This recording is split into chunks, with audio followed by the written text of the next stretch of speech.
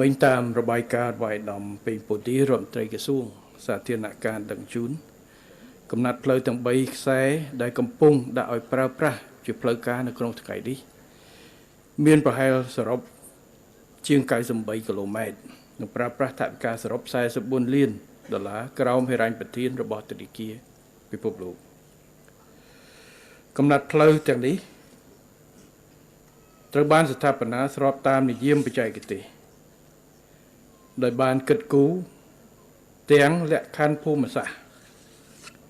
ប្រព័ន្ធរំដោះទឹកសុវត្ថិភាពចរាចរណ៍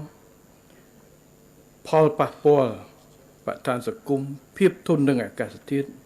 រហូតដល់ការថែទាំនិងការប្រើប្រាស់ក្នុងរយៈពេលវែងដើម្បីធានាថាខ្សែផ្លូវទាំង3មិនត្រឹមតែបម្រើដល់ការធ្វើដំណើររបស់ប្រជាពលរដ្ឋប៉ុណ្ណោះទេប៉ុន្តែថែមទាំងជួយកាត់បន្ថយថ្លៃដឹកជញ្ជូនតភ្ជាប់តំបន់ផលិតកម្មទីផ្សារជំរុញពាណិជ្ជកម្មវិនិយោគបង្កើតការងារនិងចំណូលនិងរួមចំណែកដល់ការវិវត្តសង្គមសេដ្ឋកិច្ចប្រកបដោយភាពប្រកួតប្រជែងបរិយាបន្ននិងចីរភាពមិញដោយលោកស្រីថាញ៉ាម៉ៃក៏បានរំលេចខ្លះហើយនៅអត្ថប្រយោជន៍បន្ថែមពាក់ព័ន្ធជាមួយនឹងផ្លូវដែលផ្ដល់ជូនដល់ប្រជាពលរដ្ឋនៅគ្រប់វិស័យមិនត្រឹមតែអ្នកដែលរស់ធ្វើដំណើរកាត់បន្ថយនៅតម្លៃធ្វើដំណើរនោះទេប៉ុន្តែក៏វាជួយនៅក្នុងការបង្កើតនៅឱកាសសេដ្ឋកិច្ចផ្សេង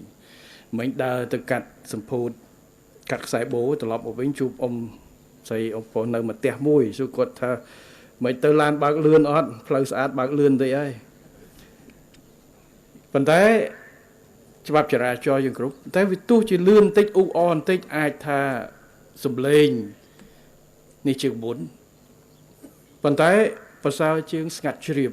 ពិបាកចេញចូលទាំងផ្ទះគាត់ទាំងសន្តិសុខទាំងអីក៏លំបាកអានឹងនៅដើមខ្សែផងបាទតែប្រហែល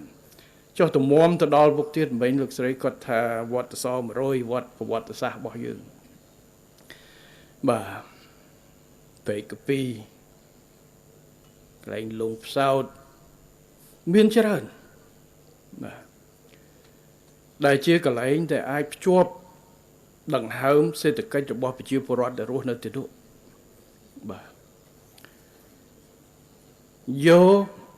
ឈាមពីកន្លែងផ្សេងដើម្បីយកទៅចិញ្ចឹមកន្លែងនោះតាមរយៈផ្លូវបាទទេសចរជាតិអន្តរជាតិធ្វើដំណើរបង្កើតនៅលទ្ធភាពក្នុងការផ្សព្វផ្សាយបន្ថែម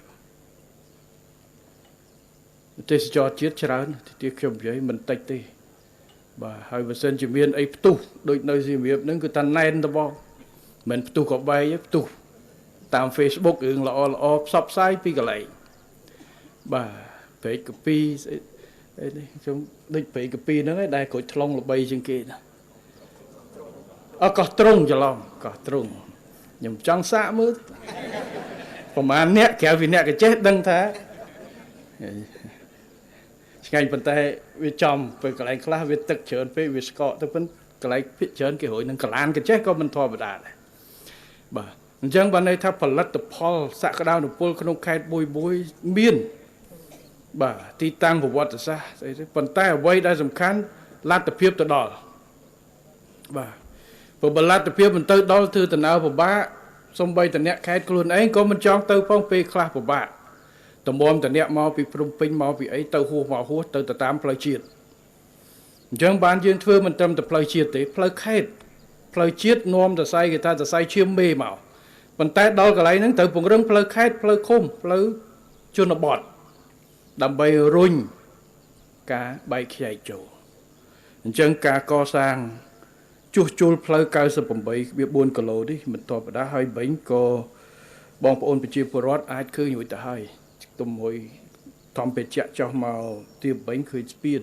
ពេកប្រសពដែលត្រូវសម្ពោធទៅកែក្រោយនេះក៏ជាសរសៃឈាមធំបន្ថែមទៀត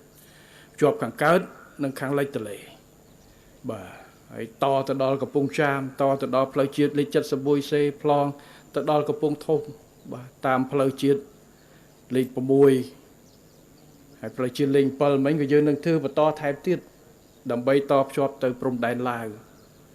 អញ្ចឹងតំបន់សេដ្ឋកិច្ចនឹងតភ្ជាប់នឹងកាន់តែរស់រវើក